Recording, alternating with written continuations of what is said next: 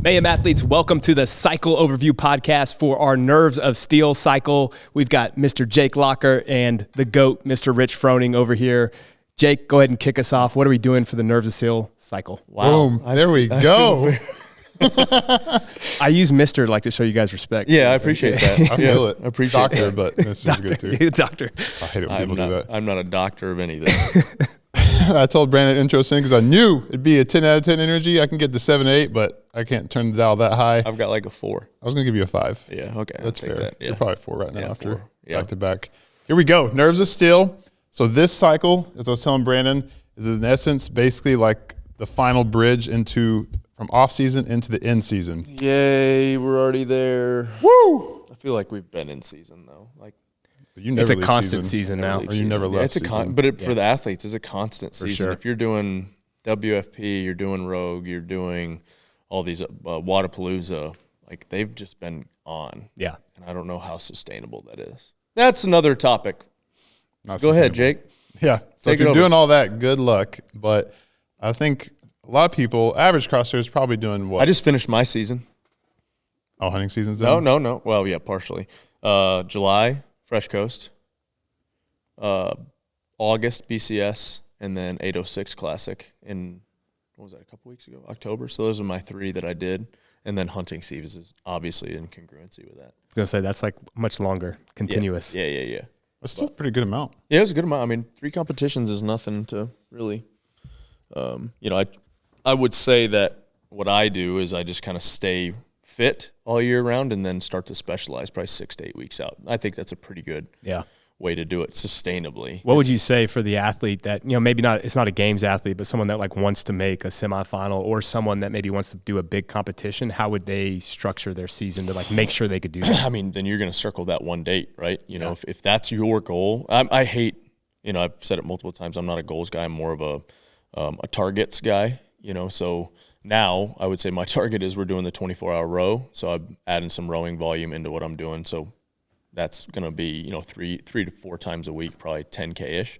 So, yeah, I just like to have a target. And so if that's your target, then, obviously that's kind of what we're doing here with the cycle is getting you ready in the off season to be in hitting it full stride. Yeah. So, yeah, obviously in the off season you're going to want to maintain – or actually, yeah, you're going to want to maintain some of your engine, but it's not the emphasis. You want to get strong in the off season. And then now we're in kind of a little bit of a transition period, but also – we're focusing on pretty heavily on the squat as well. Yep, for sure. Yeah, I think there's probably 2 styles. One is, like you said, like that's the target, that's the goal, or you want to call it end point for you, whether you're circling the open, do as well as you can, place as high as possible, then to possibly qualify for quarterfinals or quarterfinals. You're going to make it. You're peaking for that along with us to either perform as high as you can or to make the next stage of semifinals.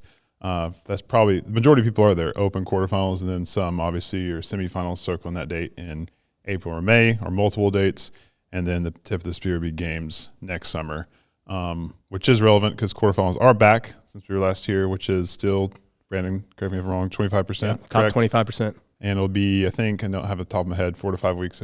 No. So the open's still 3 weeks, and then there's going to be only a 1 week gap. That's right. And then that next week is quarterfinals. So I think it's important for people to think about. Obviously, right now we're in a different phase, but as you kind of go to the open phase, you're thinking about making sure that if you are a quarterfinal athlete, you're not just peaking for the open. You need to make sure you're ready for quarterfinals. Yeah, you got to get that top 25%. Yeah, totally. Absolutely. But then crush quarterfinals in the minute. Yeah. So if you're a 75th percentile athlete, that looks different in the open than if you're a then the open matters a lot athlete. For you. Yeah, and I think, the way that I currently do it is a pretty good way for somebody that's, trying to get to quarterfinals or, going to do a bunch of local competitions or a couple local competitions. You want to stay and maintain some fitness.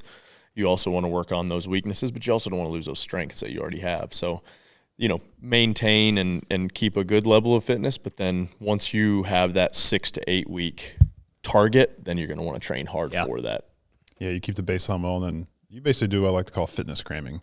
Yeah. Once you know that targets were 6 weeks, a month, 2 months out, we know the obsess tests. on whatever that certain thing is. Yep. Man, I got into a little bit of, and I'm sidetracking this whole thing, but the Stairmaster is a really good tool. It's just a good, limited warm up. You don't need to warm up. You just kind of start going. You can weight it. You can not weight it. Your heart rate, it's great zone 2. Doesn't beat you up.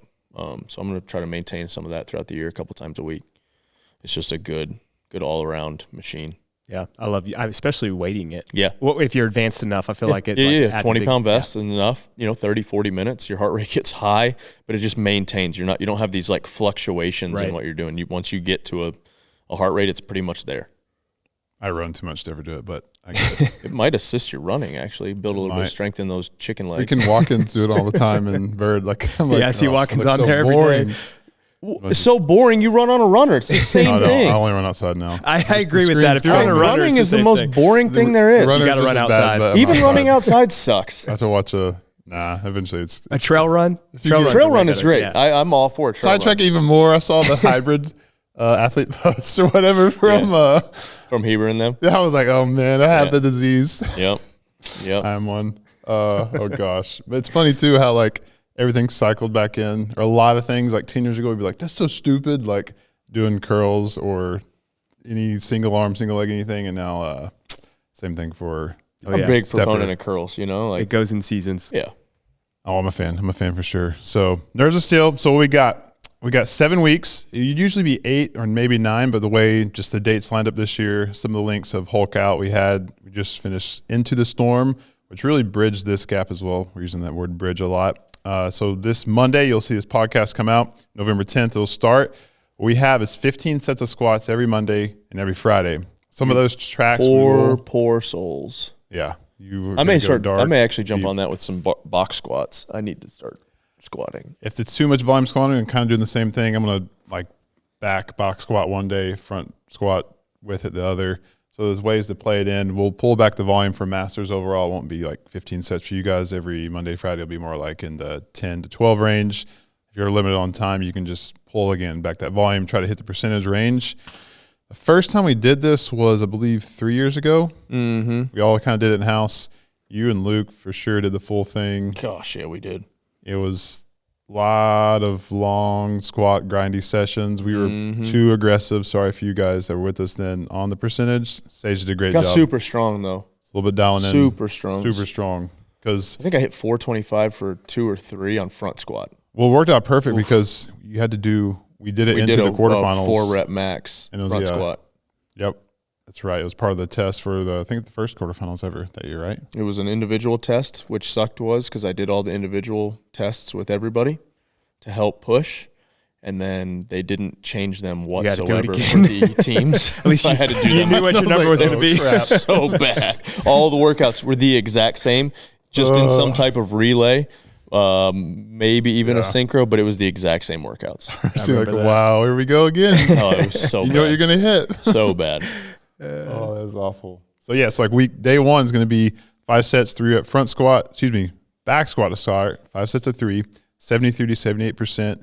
Used to, we'd only give one, like it'd be 78%, but we know the range matters based on if you're a 10-year CrossFitter, you're probably going to have a difficult time hitting those higher ends 15-year CrossFitter. And pushing. 15-year, those exist. And then after that will be 10 sets of 3. The percentage is actually raised. It's on purpose to create some fatigue beforehand. Then go in the front squat. That'll be 78 to 83%. Friday kind of looks similar. It's just flipped. Back squat has 10 sets at the higher percentage range, and then similar to Hatch, right? Hatch is very similar to that. It's the percentages are a little bit different, and the volume I think is a little bit different, but it's a similar. I'm sure some inspiration from it. Yeah. Actually, originally, I think it's Coach B who built this. Sage kind of adapted over the years, and we've morphed it to fit what we can put in here and like apply to a wide range of people while still being that squat capacity. So, yeah, that's Monday, Friday. They'll be dialed in there. That's the first thing you'll do those days, and it'll be the main piece. There's a little bit of barbell cycling. We're going to incorporate more and more on Fridays with that, with power snatch, power clean, and jerk. Then the other days we'll touch the Oli lifts like we always do. There'll be a snatch day based, a clean day based, and then there'll be some pressing throughout as well, some jerk work as well. And then Saturday we will stay off the knees, stay off the legs. We'll keep it mainly upper because after the huge squat day on Friday, we'll give you a break on that. And we will also learn that you can squat with these, but you probably will be very intentional with the volume and the amount we're doing on top of these days so that, one, you're coming in fresh to the squats so you get the most adaptation as possible. And then after, we're still going to squat some days, but we won't be doing like I remember early on in that cycle that my legs were just not necessarily sore, but just dead. Like you had complete dead leg. I remember the first, maybe it was, I don't know, you'd done a strength cycling forever and you're like, it feels like my legs are bleeding on the inside. They were bad. My knee was bleeding on the inside. But yeah, I think it definitely, it was a super beneficial cycle. That's, I think, why we come back to it so much, because it does prepare you so well, especially for the Mayhem Classic, because all we're going to do is squat again. Good. Every workout. Every workout's going to have some type of squat in it. Sneak peek, you do the Mayhem Classic. I will say, I think this is like your last time. If someone that is preparing for, let's say, open, quarterfinals, semifinals, it's really the last time that you're going to like focus on strength, because, Rich, to your point, when you get 6 to 8 weeks out, you've got to really specialize for the tests that are going to come out. Which is, we might do some touches on 80%, but you're not going to do some of this higher level, pure dedicated strength work. It might be an RPE or whatever, which you can still use some RPE in this. But for sure. Definitely. We really don't repeat any cycle like every year other than this one. This is the one where like, this is coming every year. You know you're doing it. It's such a good one to get you to the new year. Have your squat at kind of the peaked place it's going to be probably for the rest of the year. And then from then on, we're just going to add some volume, add some capacity in different ways. But, man, it gets your legs so freaking strong. Yep. So we'll do that. Brandon, how do you approach when you're coaching someone? Like, usually most off seasons, you're going to do one type of progression. A lot of times it's strength, that's your limiter, or whatever it is like, this is going to be the peak, the most intense portion of your off season to build in, fill that hole, or prep you for the season. How do you work with approaching them to coach them through that, and so that they're making sure they get the most adaptation they can from it? Yeah, I mean, especially now where, when this comes out, I think it'll be 16 weeks from the Open, which means 20 weeks from quarterfinals. And the reason I bring that up is it's going to come by fast. So the first step is thinking about, how can I make the biggest move on the leaderboard? And for a lot of people, it is going to be strength. So focusing on that now, peaking that out by the end of the year so that you can maintain that strength as you go into more of a capacity-driven cycle in January and February, prepping for the Open and quarterfinals, is only going to help you move up the leaderboard. Yep. There are going to be some people that are like, I don't want to do the strength, but if a 4-rep max front squat comes out again in quarterfinals, you're going to get screwed, because there's so many strong people in the sport. And the sport over the last 5 years has really biased kind of high power output, heavy barbell cycling, strength work. You think about, if you're going to do rogue, you sure as hell need to be strong. you better believe that. But even in quarterfinals, like, they've had the heavy power snatch, burpee box jump over. Then they had another variation of that. Then they had the burpee box jump over heavy clean, which was 275. And it's maybe not heavy for a games athlete, but it's heavy for everyone else. Like 275 is very heavy. The 4-rep max back squat, they've had a heavy overhead squat. So there's all these tests that really require someone to be strong. And I think it's extremely important, especially this time of the year, to do it so that you have that off your checklist, and then you can move on to the CrossFit based stuff in January. Yeah, I agree with that. Yeah, that makes a lot of sense. Yeah, so and for CrossFit, I mean, squatting is going to be the most important movement. For sure. It's the biggest limiter. It's what's tested the most, whether it's capacity or strength. So that's what we're layering in with this. Pulling will definitely be included too. Deadlift most weeks. We'll probably touch on it even more as we get closer to the season, so we don't take too much from that right now while we're focused on the squat. With this as well, we got a couple other progressions that are coming in. On Friday, we're going to be doing 19.4. It's been a long time since we've done start doing open workouts that or anything like that. I know. Well, we're doing a progression on it. So we'll do it is 3 rounds at the 10 snatches, 12 bar facing burpees, 95-pound snatch, 65 ladies. You'll rest 3 minutes. Then it was the 3 rounds of 10 bar muscle ups, 12 bar facing burpees, and a time cap is 12 minutes. So it was like really difficult to finish. We picked this one so we could slot it Friday after the squats. It's not squatting, which is nice, but it's so many things that are likely to come up in open and or quarterfinals with. Obviously, we're doing variations burpees, pulling a light barbell or weight from the ground, and then upper gymnastic limiter, because once you got to that portion, tons of people was like, can you string together bar muscle ups? So we got burpees that on Fridays. Affects the bar muscle up, and the burp muscle up affects the burpee so much more than you would think. Yeah. I remember my chest was so pumped on that. So pumped. Like I failed, couldn't finish. I think I repeated and then got through. I'm sure you finished, Mr. Burpee King over here. And but yeah, all those things are going to matter for that. So each week, we're not just going to do the workout. We'll vary the movements a little bit, time domain, do many intervals of it, AMRAPs, that kind of stuff. It's a great test to do a progression on too, because to your point, Jake, all 3 of those movements that are in that workout will definitely come out in open, quarterfinals, even semifinals. Like you're going to see a burpee variation, you're going to see some kind of snatch variation, you're going to see a bar muscle up. And if it's not bar, it's going to be ring. So still getting upper pulling work in is going to matter. And then that combination, like Rich, to your point, the interference that happens of like your chest is pumped, your lats are a little bit pumped, even with the power snatch going up and down into the burpee, your shoulders are pumped. So there's a lot of these things that are going to be interfering each other that if you work on that now, you're going to feel really good going into the open with whatever comes out. Right. Yep, definitely. Yeah, the upper push-pull, and for sure, I forget the exact number, maybe you remember, it's incredible how many workouts are really limited by grip once you get to that stage of the season as far as like it's thruster, chest bar, pull-up. So you think obviously there's tons of quads, lower body, you're pressing, but in those workouts, me specifically, it always be that forearms freaking are always grip. stuck in that position. You're not pumping them. Yeah. You know, like I saw an article talking about the calf and it, you know, how much it affects and helps aid in circulation, but your forearms the same way. If they're stuck here in that position, I even get that way in handstand walking. You know, so like just being able to, like you're saying, you know, get that grip, either to wake back up or, you know, get some blood flow through there, better off you're going to be. Yeah, definitely for sure. So those are Friday. We'll be hitting those every time. Monday, Tuesday, Wednesday, we'll kind of vary with there's intervals, some aerobic work in there too. And then Saturday, we'll have a lot of times a longer version of a varied interval, some every minute on the minute. Team workout. Partner workout. We're actually hitting this week or next that was 806, the teams of 2, overhead squat, toes to bar. Front squat, back squat. Yeah, that was a good one. It was supposed to have 50 muscle-ups in between. We only did 25. Oof. Darren failed a bar muscle-up. Darren was messed up. That's when you know you're going hard. He was messed up. Oh, we're hitting that after 19.4. So okay. Next Saturday. Oh, so he's going to fail. Well, Maliozo was telling me, I was like, Darren failed the toes to bar? Granted, maybe it was a toes to bar. Maybe part of the reason was he was wearing those grips that if they get chalk on the bar whatsoever, they're done. And so he was just the worst, the bad. I think it just, If those grips, if they're on a Cerakote bar or a coated bar, it's dangerous how well they stick. Oh, it's extremely tacky. And then as soon as they get any chalk on them whatsoever, you might as well be like on an ice bar. That's odd. Yeah, That's weird. It's crazy. Darren's a great example actually of super fit. Will always be able to like go super hard for one workout. But if you don't prep for a comp by hitting multiple workouts, it will catch up. You're screwed. Yeah, Darren's always capable and always, you know, super fit. But once like you're saying, multiple workouts start. And we did 2.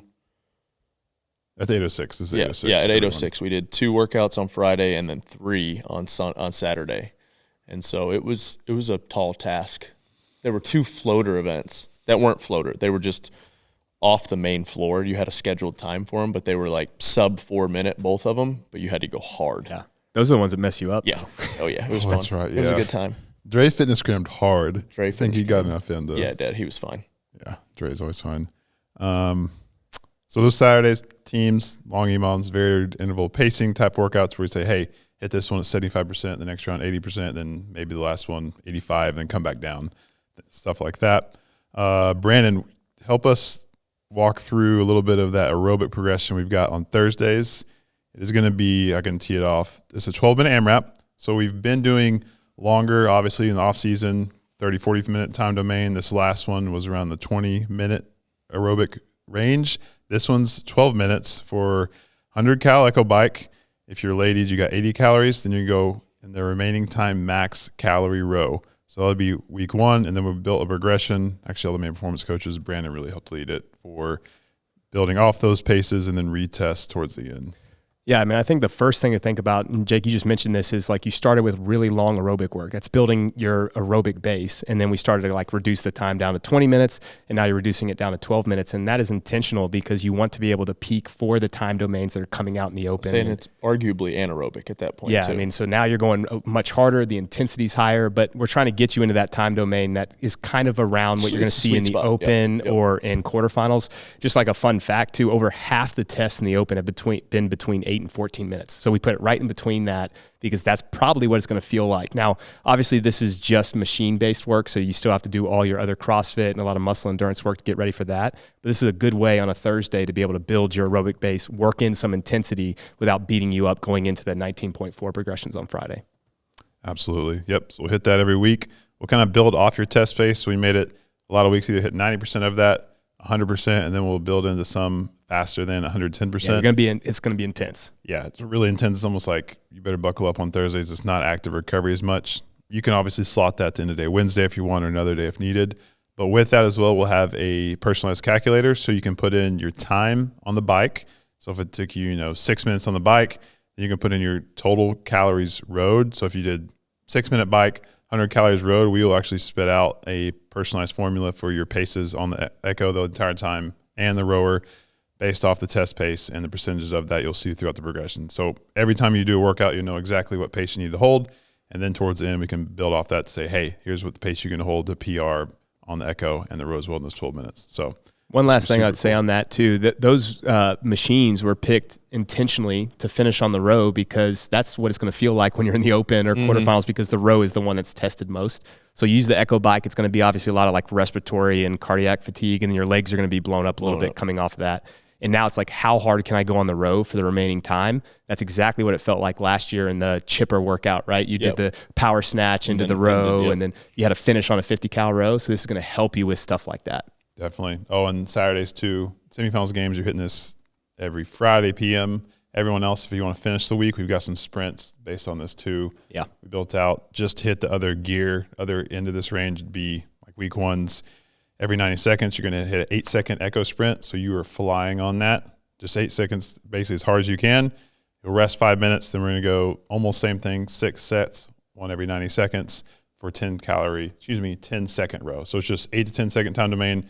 It is all out sprint, recover. So you're getting like 1 to, what's that? Like that sounds terrible. 8 rests. It's gross. Yeah, awful. So as hard as you can go, very deep, end the week with that. So there's nothing after. So you can basically empty the tank on that. Yeah, I mean, look, I'll say too, like I've seen a lot of people that can go for a long time on the row or go for a long time on the Echo bike, but their paces are so slow it doesn't even matter. So it's like learning how to produce more power on those not only is going to get you better because you'll be able to hold higher paces on the row or the Echo bike, it's also going to allow you to be able to hold higher paces in CrossFit workouts, right? That's what we're trying to do with that. Absolutely. You can get a little nerdy with it, like tell us how this is in essence lactic or alactic build to get into that, so we hit those top end ranges that can transfer over. Yeah, I mean, if you dive down into physiology, what we're trying to do is actually, one, it turns on your nervous system. So like we're trying to overdevelop the nervous system so that you can produce more power. Handle that. And then there's also something that goes on like at the local muscle level. There's, you want to be able to utilize the oxygen that's coming in from the heart through the bloodstream into the cells. And like we want to be able to utilize that oxygen as fast as possible and be efficient with it. And so by doing those power outputs or the power repeats, you're able to then become more efficient to utilize that oxygen. Yep, that's right. Not the same at all physiologically, but if you never hit 90+% on your lifts and then you try to go max out, it's not going to feel good. It's a nervous system thing at that point. Yeah, you have no exposure to it. Yep. So that's aerobic regression. Pamela's got us dialed in with some pull-up work. First half of the week, second half of the week, some double under skill style. We'll layer that in with the Metcons and make sure it's not too much with those. And then if you're going to hit session 2s with us, the aerobic progressions will be in your session 2s. And Wednesday, we actually have another progression that's going to be built off that semifinal online workout this year. It was a 30-minute AMRAP. It's a 1,000-meter row, 30 toes to bar, 6 rope climbs. So you had as many rounds as you could. A lot of pulling. Ton of upper pulling. That's the idea there. We'll finish that on Wednesday before rest day. The idea is to build row capacity. And then so many people are either limited by core hip flexion capacity with the toes to bar, which then played into the rope climb. And as well as that with rope climb efficiency was huge on that. Like how often could your grip blow up? Could you keep getting up down the rope without falling apart on that? So we'll hit that on those days in intervals, variations of that. That workout was sneaky, by the way. Like everyone either was concerned about grip and then their hip flexors blew up because like even on the road, like you're kind of hinging the toe to bar and then being able to bring your feet up on the rope climb. Like people got destroyed. Yep. It's like a burpee toes to bar. Same thing. Yeah. It was a great workout. I was looking at some future weeks. It was about like Dom talks about a lot. You do too, maximum rest time. In that workout, you kind of had to pick like, hey, I'm doing sets of 7 toes to bar, but I'm never going to rest more than 10 seconds in between. And then rope climbs, my maximum rest might be 15 seconds. But if you let it eke past that, then your workout almost fell apart and you got off pace and you cannot catch back up. No way. Workout. Yeah. Gone. Once it's gone, it's gone. It's like a toe to bar workout. Yep, it is. Yeah, toe to bar workout. So that's a good workout to one longer time domain, teach you pacing in that, and then train a ton of hip and core flexion with that. PMs on Monday is going to be some midline work there too, no toes to bar. and some single leg flexion, some sled type stuff, step ups, some lunging there. It will be no squatting, but it'll still be lower body based just because that day's a big lower body day with all the squats in the AM. And then PM will do that, but not the exact same movement pattern. Wednesday I told you we're doing. Then Friday in the week, it'll kind of be a fun session there. Maybe some gymnastics we hadn't hit throughout or something different like pegboards, strict deficit handstand push-ups, some odd object there, sandbags, carries, whatever fit in the week that we hadn't hit so far. So that is Nerves of Steel. Again, we're going 7 weeks. We'll start next week, which is November 10th. We'll run through the actual week of Christmas. So that Christmas week will look a little different. It is a little bit of choose your own journey week in the sense of, hey, like I got to work Monday through Wednesday. Wednesday's Christmas Eve. Thursday's Christmas, but I can work out as much as I want Friday, Saturday. You could do your retests on there as far as your squat. We're going to retest that. We'll retest 19.4 and then the aerobic progression too, or anaerobic with the 12-minute echo row. We're going to set it up so Monday, Wednesday, most of the things will be slotted. So if you want to be done by Christmas, you'll be done. But the whole point is that week retest in the order we lay out with the lifting and then some of the 19.4 and aerobic progression. We'll have that intentionally laid out with that order. But that week we'll retest it all because the week after that will be transition deload as we ramp into the new year. Good luck. Got it. Anything else? Tell them. Have some fun. Get strong. Get strong, have some fun, try to squat with a friend. It'll be much better than you squat alone. If you're a garage gymmer, though, at 5 a.m. and you got to squat then get it done. So get after it. Have fun on this Nerves of Steel. See you guys soon. Peace.